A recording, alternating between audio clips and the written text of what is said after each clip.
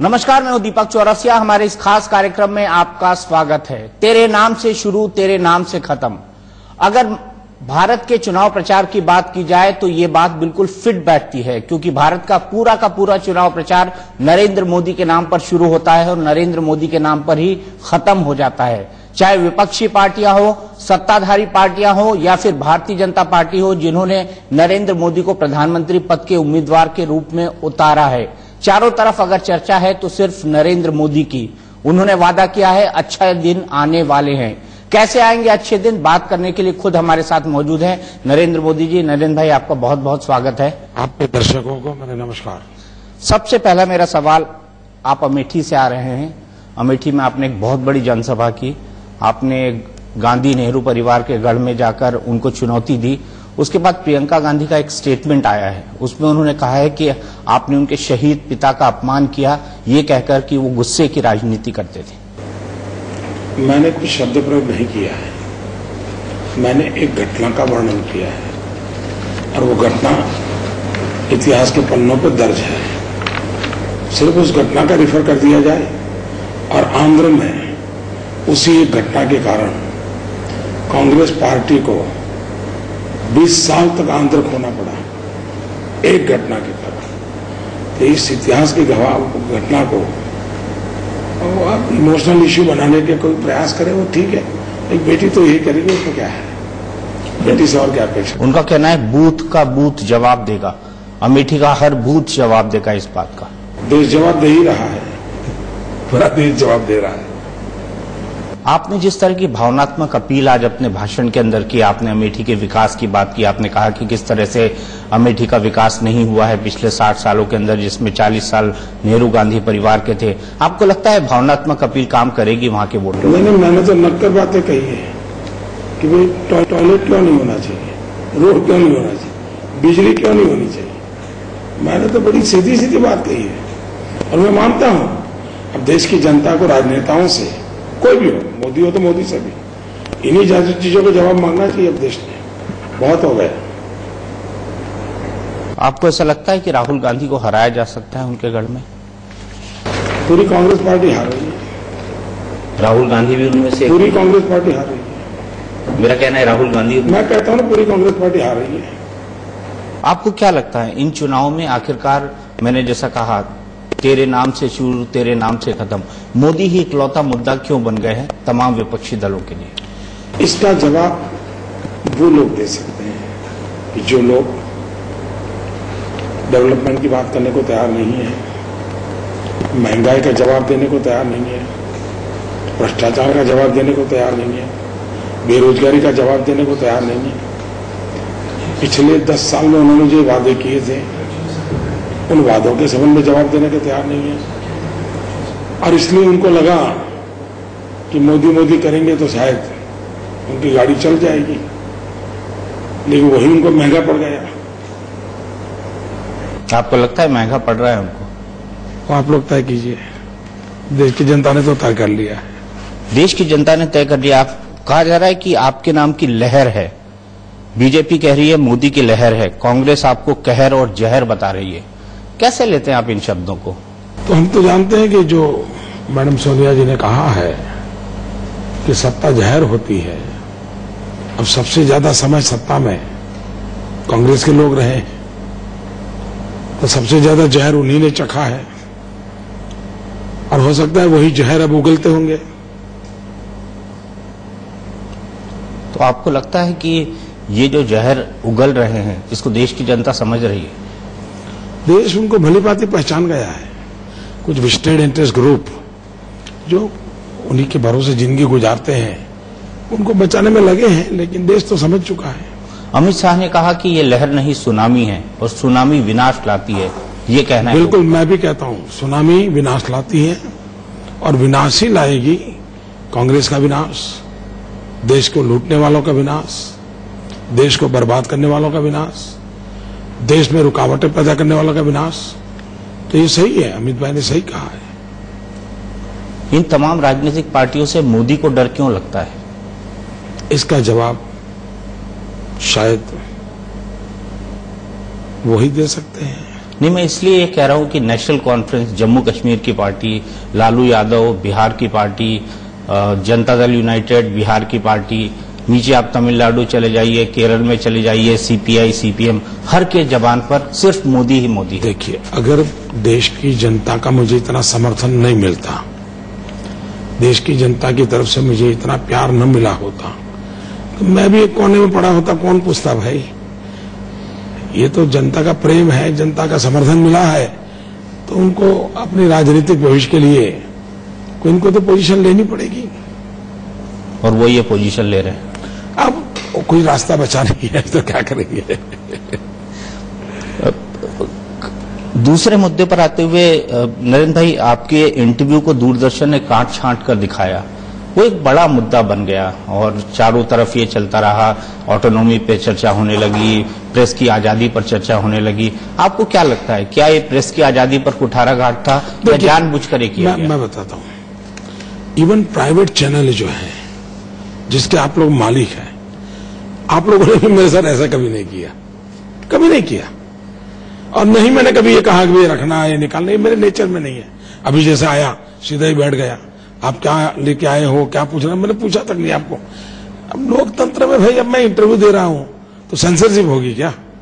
आपको मन मर्जी पड़े पूछना चाहिए। जवाब देना होगा तो मैं कहूंगा भाई ठीक है, रहने दे इसको, कैमरा के सामने कहूंगा, उसमें क्या है। अब दूरदर्शन ने मेरे से समय मांगा, मैंने उनको समय दिया। अब बाद में जो कथाएं सुनने को मिली है, तो मैं चाहता हूं कि जो प्रेस की स्वतंत्रता के लिए काम करने वाले संगठन है, मीडिया के लोग हैं, इसको एक केस स्टडी मान करके अपना ही इंटरनली करेक्ट कैसे करना उसका मूवमेंट करे।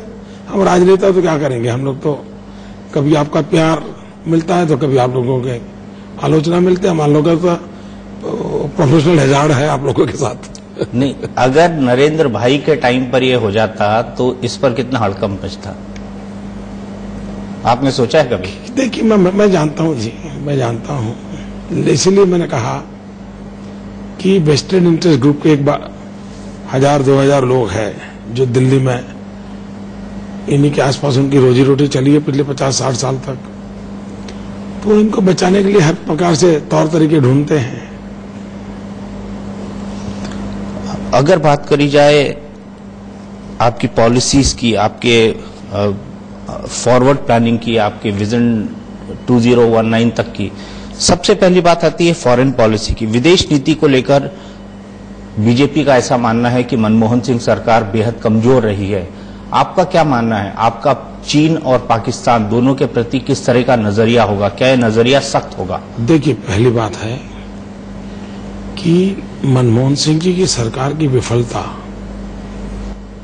कोई नीति की विफलता नहीं है, कोई नीति है ही नहीं। नीति हो तो फिर नीति की विफलता क्या है? उनके एक विदेश मंत्री यूनाइटेड नेशन में जाए और भरी सभा में दूसरे देश का भाषण पढ़े, इसका क्या जवाब देंगे? उनके एक दूसरे विदेश मंत्री चाइना घुसपैठ कर रहा है, उसके संबंध में चाइना से बात करने जाते हैं और बीजिंग में जाके कहते हैं कि मुझे तो बीजिंग में रहने का मन कर जाता है। अगर भारत का विदेश मंत्री ऐसे तौर तरीका अपनाएगा तो दुनिया में हमारे देश को सीरियस कोई लेता ही नहीं जी। दूसरा, विदेश नीति का संबंध इनडायरेक्टली देश कितना मजबूत है उस पर डिपेंड करता है। अगर हिंदुस्तान मजबूत है तो दोस्ती अपने आप बनती है। देश ही अपने आप खोखलापन दिखाता है तो दुनिया में कौन हमसे दोस्ती करेगा? हमसे दोस्ती करके उसको फायदा क्या है? उसको लगता है चलो तुम अपना नहीं संभाल सकते हो, मुझे क्या संभालोगे? इसलिए अगर भारत मजबूत होगा तो दोस्ती भी मजबूत होगी। कैसे करेंगे आप इसको मजबूत? कैसे, क्या आपकी पॉलिसी होगी चाइना और पाकिस्तान को लेकर? देखिए, भारतीय जनता पार्टी ने हमेशा कहा है विदेश नीति जो रहती है वो म्यूचुअल अंडरस्टैंडिंग की होती है, रेसिप्रोसिटी की होती है। और मैं हमेशा कहता हूं कि देखिए, जमाना चला गया कि आंख दिखा करके दुनिया में संबंध बनते हैं, इम्पॉसिबल। आंख झुकाकर जीने से भी कोई फायदा नहीं है। और इसलिए दुनिया के देशों के साथ आंख मिलाकर के बातचीत करने की ताकत वाले संबंध होने चाहिए। कोई हमें आंख न दिखाए, हम किसी को न दिखाए। हम ये नहीं चाहते कोई आंख झुका करके हमारे पास आए। हम भी नहीं चाहते हैं कि हिंदुस्तान को आंख झुका करके जाना पड़े। हिंदुस्तान विश्व की कितनी बड़ी क्यों न शक्ति हो, आंख मिलाकर के बात करने का उसका तजुर्बा होना चाहिए। आंख मिलाकर बात करने का तजुर्बा होना चाहिए। लेकिन पाकिस्तान के टेलीविजन चैनल पर आजकल बड़े तबसरे चल रहे हैं कि मोदी साहब आने वाले हैं, अब खतरे की घंटी बजने वाली है, मादरे वतन के बारे में सोचना चाहिए। क्या पाकिस्तान को नरेंद्र मोदी से डरने की जरूरत है? इनडायरेक्टली देश कितना मजबूत है उस पर डिपेंड करता है।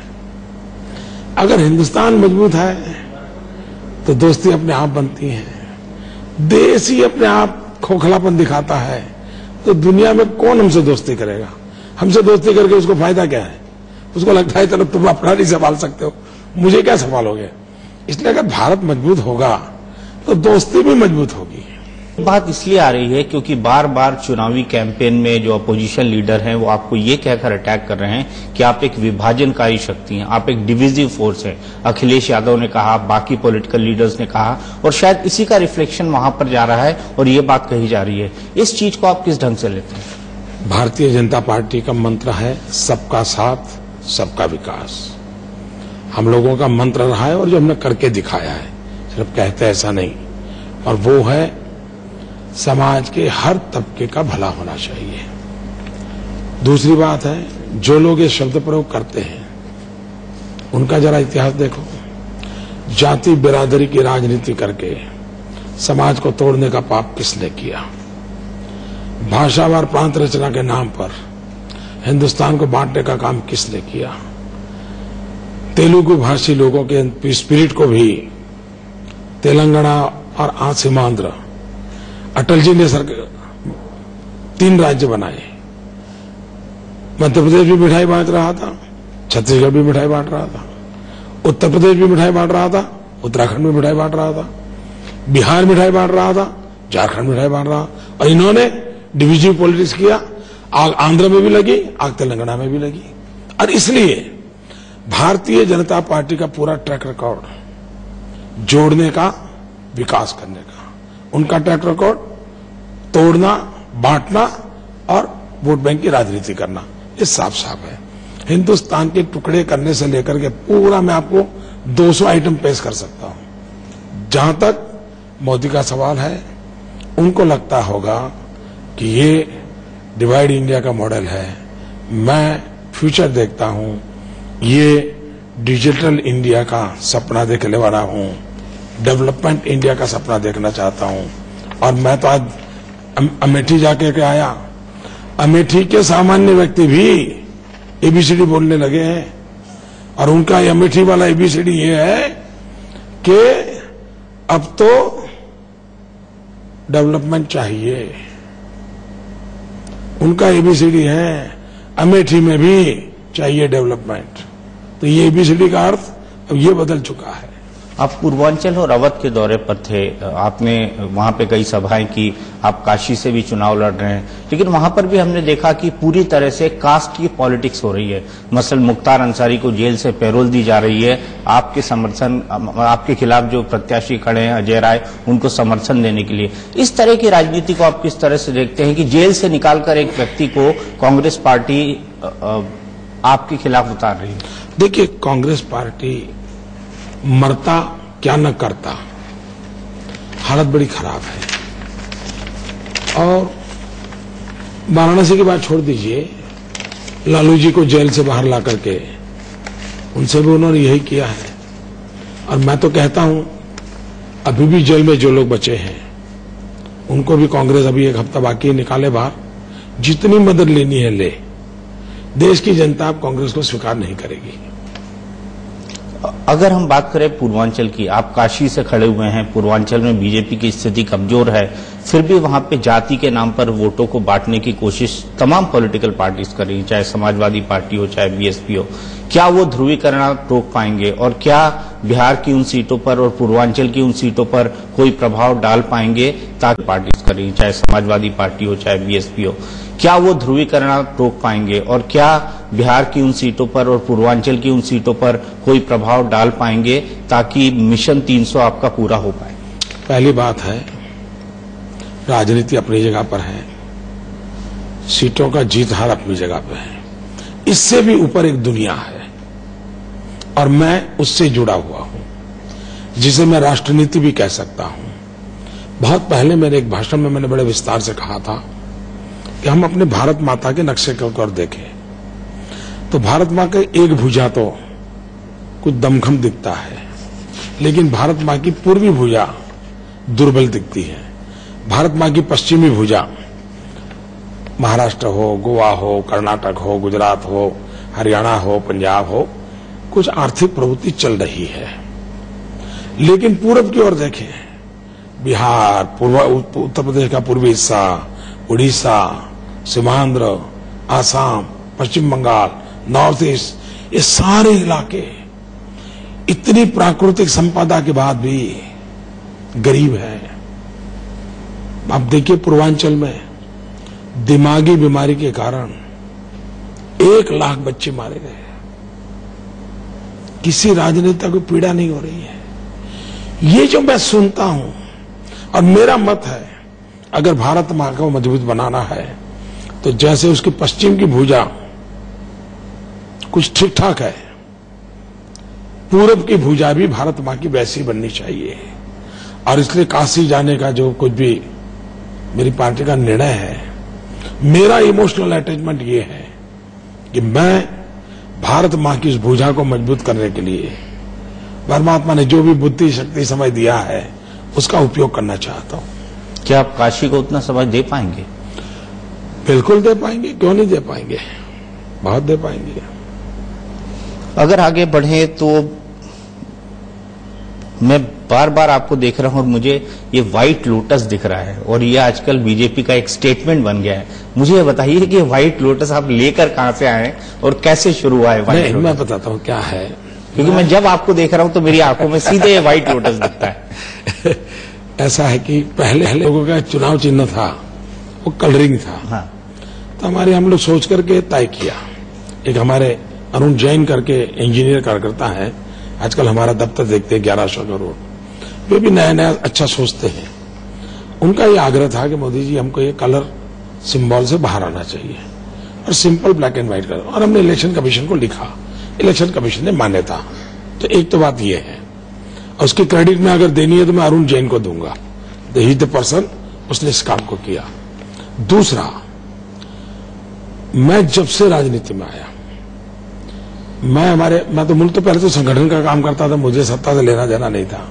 तो मैं हमेशा इस बात का आग्रही रहा हूं कि चुनाव में बीजेपी के कार्यकर्ता के शरीर पर सिंबल होना चाहिए, उसके व्हीकल पर सिंबल होना चाहिए और वो कम से कम खर्चे में ज्यादा प्रचार करता है। जैसे अभी मैं एक प्रयोग कर रहा हूं, व्यापक रूप से गुजरात में तो मैं करता हूं, अभी देश में भी कर रहा हूं। महिलाओं का संपर्क करने जाते हो तो हाथ में कमल की मेहंदी रखो। कमल की मेहंदी 5-6 दिन रहती है, खर्चा बिल्कुल नहीं होता है। अच्छा, कोई भी महिला मेहंदी के लिए मना नहीं करती। तो इन दिनों लाखों हमारे कार्यकर्ता बहनें घर घर जाकर के कमल की मेहंदी रख करके आती है। तो ये सिंबल अपना चलता रहता है। तो ये हमारे देश में बहुत सरलता से कैंपेनिंग कैसे हो, तो आपने देखा होगा डे 1 से इलेक्शन डिक्लेयर हुआ, आपने मेरे शरीर पर कमल देखा ही होगा और आपके देखा देखी सब लगाने लगे। देखा देखी नहीं, हम लोगों ने आग्रह किया है कि भाई ये रहना चाहिए। सभी नेता लगाते हैं। अब तो एक फैशन स्टेटमेंट हो गया। बिल्कुल फैशन स्टेटमेंट हो गया है, क्योंकि नरेंद्र मोदी लगा रहे हैं तो फैशन स्टेटमेंट होना ही है। Modi ji, coming too obvious सवाल, आपके ऊपर सबसे बड़ा आरोप है और ये लग रहा है पिछले 8 महीने से कई लोग लगा रहे हैं, ऐसी पार्टी के लोग भी लगा रहे हैं जो बिल्कुल 6 महीने 8 महीने पहले पैदा हुई है, कि अगर आप सरकार में आ गए तो अंबानी और अडानी की सरकार चलाएंगे। आप क्या कहते हैं ऐसे, जब इस तरह के आरोप आप पर लगते हैं तो आपको क्या लगता है, आप क्या कहते हैं? 14 साल में तो ऐसा आरोप नहीं लगा। अभी क्यों लगने लगे? 14 साल में तो नहीं लगा, तो लगाने वालों की मजबूरी होगी। और दूसरा,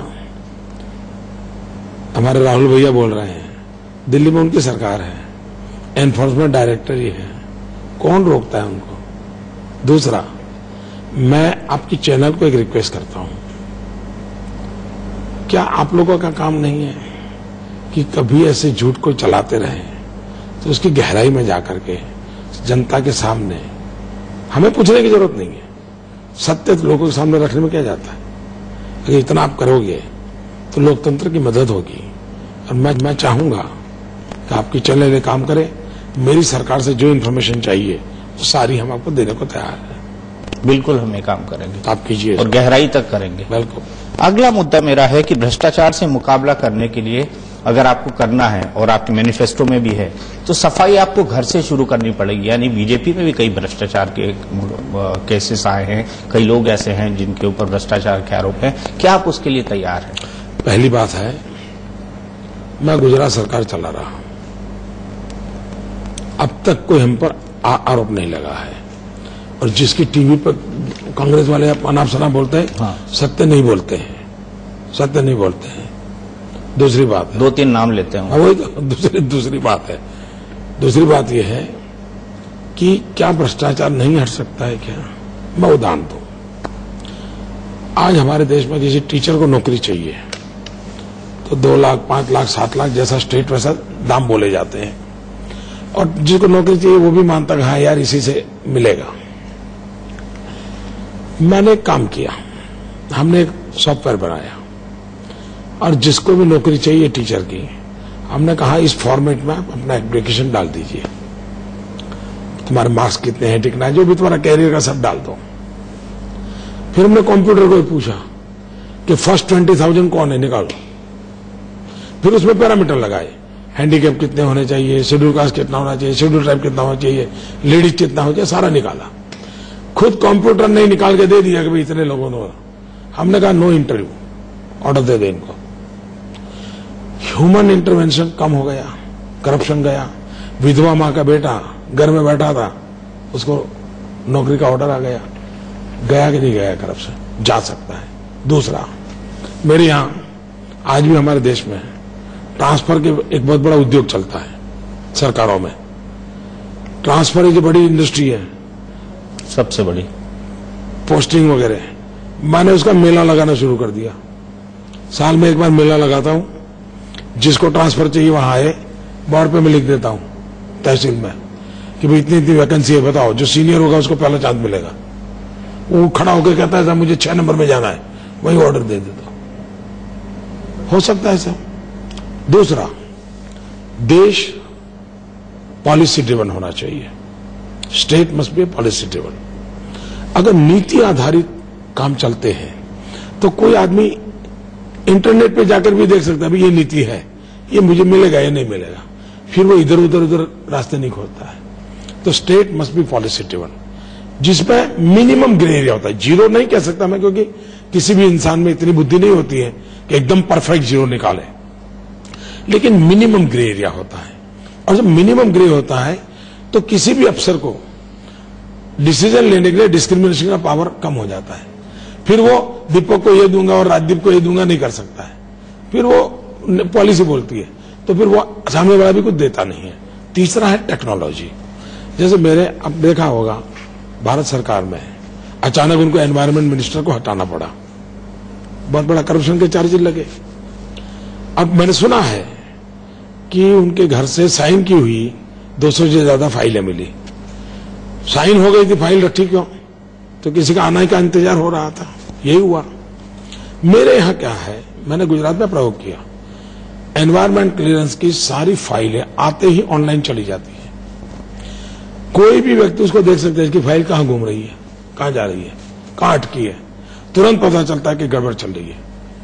और मैं मानता हूं कि ऐसा नहीं कि करप्शन हटाया जा सकता है। दूसरा, ऊपर वाले ने जिम्मेवारी लेनी पड़ती है। कोई ऊपर वाला ये कहे मैं कुछ नहीं करता हूं, मैं तो ईमानदार हूं, ऐसा नहीं चलता है जी। आपको बेईमानों के खिलाफ जीरो टॉलरेंस रखना पड़ता है, तो परिणाम मिलता है। दूसरा मुद्दा काले धन का, काले धन आ जाएगा वापस, हिंदुस्तानी काला धन आएगा, विदेशी काला धन भी आएगा। बाबा रामदेव तो यहां तक कहते हैं कि हर आदमी लखपति हो जाएगा अगर ऐसा होगा। क्या वाकई काला धन विदेशों में है और क्या वाकई उसे वापस लाया जा सकता है? ये बड़ा ग्रे एरिया है। अगर आपके हाथ में कमान आती है तो आपकी क्या पॉलिसी होगी इस पर? नंबर 1, अच्छा होता भारत सरकार इस विषय में देश की जनता को विश्वास में लेती, लेकिन पता नहीं क्यों कोई बात आती नहीं है। ये तो हकीकत है कि परसेप्शन तो है कि भाई कहीं तो कुछ गड़बड़ है। मैं भी परसेप्शन के आधार पर बोलूंगा क्योंकि मेरे पास कोई फैक्चुअल इंफॉर्मेशन नहीं है। तो सबसे पहला तो ये क्लियर होना चाहिए कि भाई सचमुच में है कि नहीं है, और अगर होता है कि है तो आज दुनिया के कई देशों ने कानून बदले हैं। इसके कारण अब सुविधा बनी है, पहले नहीं थी, अब संभावना बनी है। जैसे अभी सुप्रीम कोर्ट ने डंडा चलाया तो 18 लोगों के नाम बाहर आए। 18 लोगों के नाम भारत सरकार के पास 3 साल से पड़े थे। सुप्रीम कोर्ट ने जब तक डंडा नहीं चलाया देते ही नहीं थे। किसको बचा रहे थे, क्यों बचा रहे थे, ये जरूरत क्या है? और इसलिए मैं कहता हूं कितने लाख होंगे, कितने हजार होंगे, 2 लोगों के होंगे, 200 लोगों के होंगे, ये सारे विषय इन्वेस्टिगेशन के हैं। लेकिन हमारी सोच क्या होनी चाहिए, हमारा कमिटमेंट होना चाहिए कि भाई भारत में चोरी हो और दुनिया में पैसे चले जाए, इसको रोकना चाहिए। दुनिया के देशों से संधि करनी पड़ेगी तो करनी चाहिए, यहां एक्सपर्ट लोगों की टीम बनानी पड़ेगी, बनानी चाहिए। कानून में बदल करने की जरूरत पड़े, कानून में बदल करना चाहिए। लेकिन देश की जनता को विश्वास देना चाहिए कि भाई विदेशों में इतना पड़ा है और इतना हम ला पाएंगे, ऐसे ला पाएंगे। तीसरी बात, मैंने पब्लिकली कहा है कि जो सैलरी क्लास है, जिसका फिक्स पगार है, उसको तो बेचारे को चोरी करने का कोई स्कोप ही नहीं है, उसको तो इनकम टैक्स देना ही पड़ता है, उसका क्या गुनाह? इसलिए हमने कहा है कि विदेश से अगर ऐसा धन आता है, वापस मिलता है, कुछ परसेंटेज मैं इस सैलरी क्लास वालों को जिन्होंने ईमानदारी से देश को रेवेन्यू दिया है उनको गिफ्ट दूंगा, ऐसा मैंने कहा है। एक बात ये भी हो रही है कि बैंक ट्रांजैक्शन टैक्स लगा दिया जाए और बाकी टैक्सों को एबॉलिश कर दिया जाए। नहीं, आप क्या इस मांग से सहमत हैं? आपको लगता है कि ठीक? ऐसा है, मैं कोई इकोनॉमिस्ट नहीं हूं भाई, और इसलिए देश चलाने के लिए इस विषय के जो ज्ञाता होते हैं उनसे सलाह मशवरा करना होता है। सरकार में बैठने के बाद सारी जानकारी हाथ में आती है, विपक्ष में तो सरकार की हमारे पास जानकारियां भी नहीं होती है।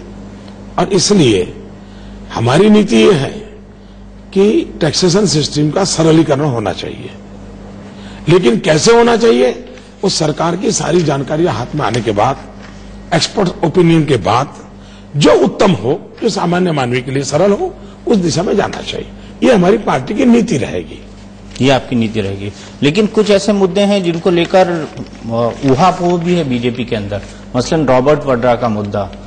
उमा भारती कहती हैं कि उनको जेल के अंदर डाल दिया जाएगा, दिग्विजय सिंह चुनौती देते हैं कि आप FIR दर्ज कराओ, दूसरे नेता चुनौती देते हैं कि वसुंधरा राजे सरकार ने कुछ किया नहीं। ऐसे पॉलिसीज पे आपको क्या लगता है कि क्या रॉबर्ट वड्रा की जो लैंड डीलिंग्स है, जिसमें उन्होंने 1 लाख से 300 करोड़ रुपए कमा लिए, जो द वॉल स्ट्रीट जर्नल की रिपोर्ट है, वो इकोनॉमिक फ्रॉड के दायरे के अंदर आती है?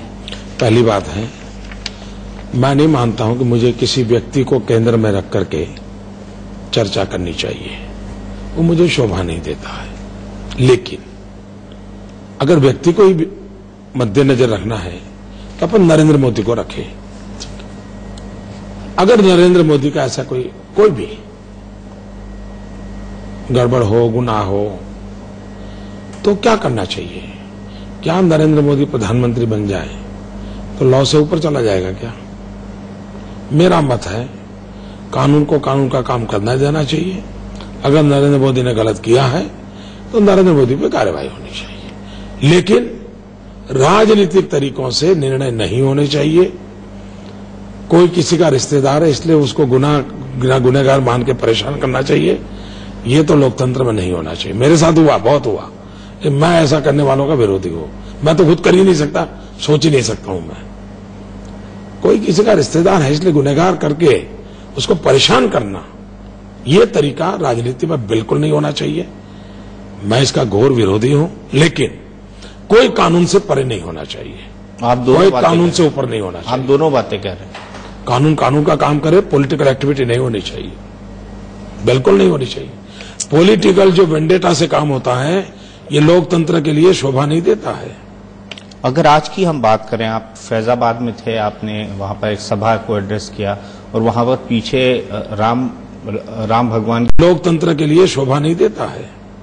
अगर आज की हम बात करें, आप फैजाबाद में थे, आपने वहां पर एक सभा को एड्रेस किया और वहां पर पीछे राम भगवान की एक मूर्ति थी और रामलला के जो मंदिर है उसका एक मॉडल था।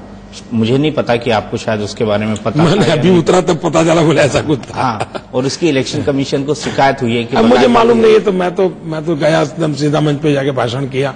अब स्थानीय लोगों ने क्या किया होगा मुझे मालूम नहीं है। आपको जानकारी? मुझे पूरे देश का मालूम नहीं होता है। अभी अमेठी में जाके आया, वहां भी मंच किया था, मुझे मालूम नहीं है जी, इम्पॉसिबल है।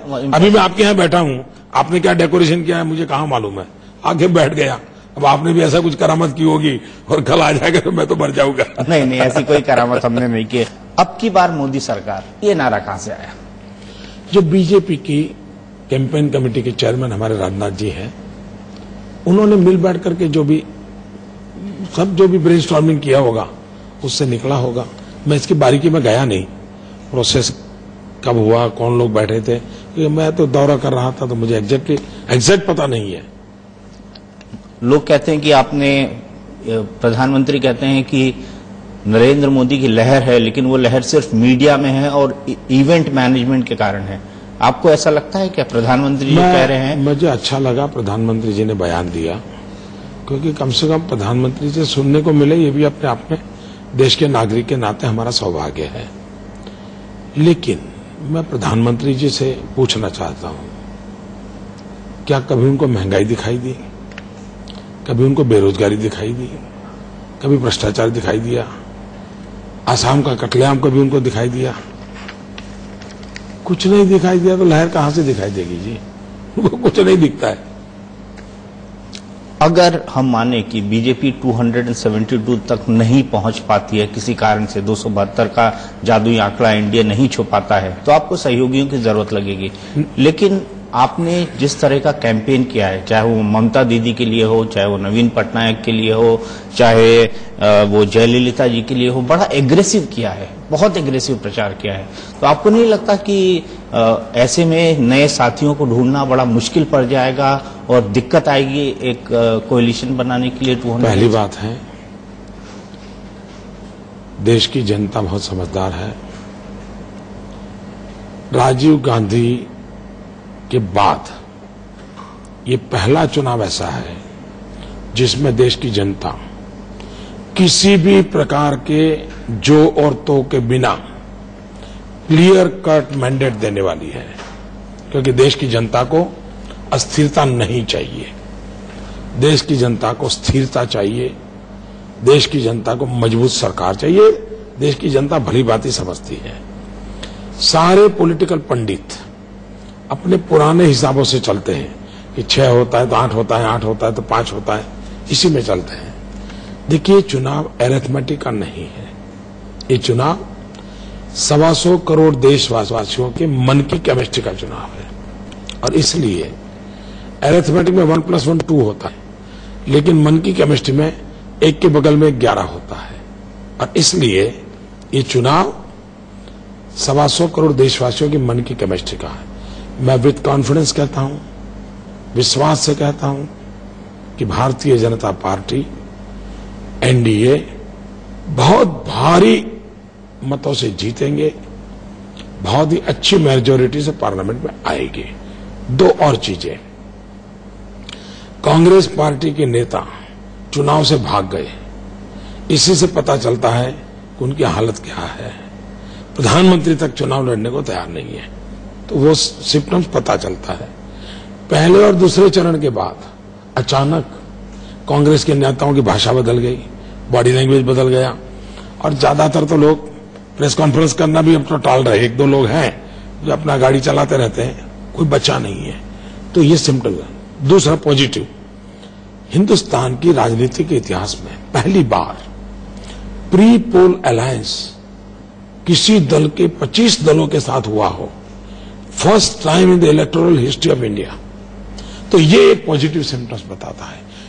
और सर्वे जितने आए हैं, मैं सर्वे को एकदम आखिर में रखता हूं, और हम खुद जो जाते हैं, क्योंकि हम संगठन का काम किए हैं, राजनीति में फोरफ्रंट में हैं और पॉलिटिकल साइंस के स्टूडेंट रहे हैं, सबसे मेरा तजुर्बा भी कहता है कि जो आपके मन में जो और तो है वो जनता के मन में नहीं है। वाकई जनता के मन में नहीं है, लेकिन कुछ लोग ऐसे हैं जो अभी एप्रीहेंशन के अंदर है। जैसे शिया धर्मगुरु मौलाना कल्बे जब्बाद ने कहा कि मुसलमानों को आपसे डर लगता है, राजनाथ सिंह से नहीं। ये डर आप कैसे मिटाएंगे? ये जो स्टेटमेंट आते हैं माइनॉरिटी कम्युनिटी की तरफ से, और जो लोगों को प्रेशराइज करने की कोशिश की जाती है, बार बार उनको डराने की कोशिश की जाती है कि अगर आप हमको वोट नहीं देंगे तो मोदी आ जाएंगे, मोदी आ जाएंगे, मोदी आ जाएंगे। इसको आप किस तरह से देखते हैं? ये कांग्रेस की मजबूरी है, या तो जो लोगों की धरती खिसक रही है उनकी मजबूरी है। जहां तक मोदी का सवाल है, मेरा 14 साल का रिकॉर्ड है गुजरात का, लोग जानते हैं मैं कैसे कारोबार चलाता हूं, और वही आने वाले दिनों में दिखने वाला है। राजनाथ सिंह ने कहा है कि वो सरकार में इसलिए नहीं शामिल होंगे कि सत्ता के 2 केंद्र बन जाएंगे, और वो सत्ता के 2 केंद्र बनने नहीं देना चाहते हैं। वहीं लखनऊ में नारा लगता है कि राजनाथ सिंह को हराना है क्योंकि नरेंद्र मोदी को पीएम बनाना है। क्या बीजेपी के अंदर कोई प्लान बी भी है सरकार बनाने का? राजनाथ जी ने 50 बार कहा है कि प्लान ए के सिवा हमारे आगे कोई गाड़ी है ही नहीं। हमारी अल्फाबेट में एक के बाद कोई रखा ही नहीं उन्होंने, राजनाथ जी ने कहा है। इन सारी चर्चाओं के बजाय अच्छा होगा कि इस बात को समझे कि यही राजनाथ जी जो मेरी पार्टी के अध्यक्ष हैं, उन्होंने ही गोवा में मेरे लिए जिम्मेवारी घोषित की। उन्होंने ही दिल्ली में 13 सितंबर को इस पद के लिए मुझे घोषित किया। यही मेरे पार्टी के वरिष्ठ नेता हैं जिन्होंने मुझे उंगली पकड़ के चलाया है।